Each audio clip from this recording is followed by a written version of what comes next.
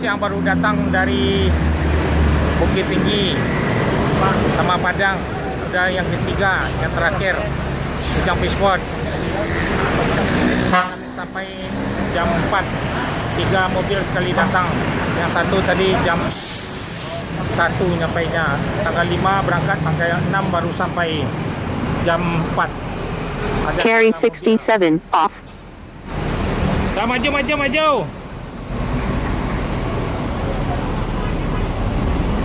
Mak, nih Ujang Pisport agak nih jam 4 masuk. Yang berangkat tanggal 5 sampai tanggal 6 di Terminal Pondok Pinang. Sopir Ujang Pisport.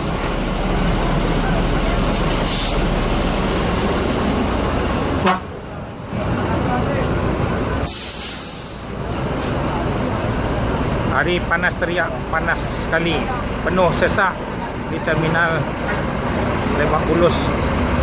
Jadi keluarnya agak sempit nih, sedikit nih. Di ANS sudah terakhir, masuk jam 4 semuanya. Yang berangkat tanggal 5 sampai tanggal 6 di Jakarta, di Terminal Pondok Pinang Lebak Bulus.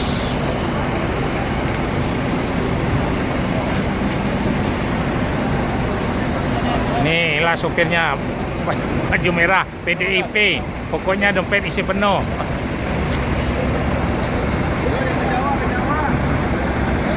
Yang ke Jawa naik Solo. Khusus penumpang ANS. Ya. Berangkat tuh B sama GR.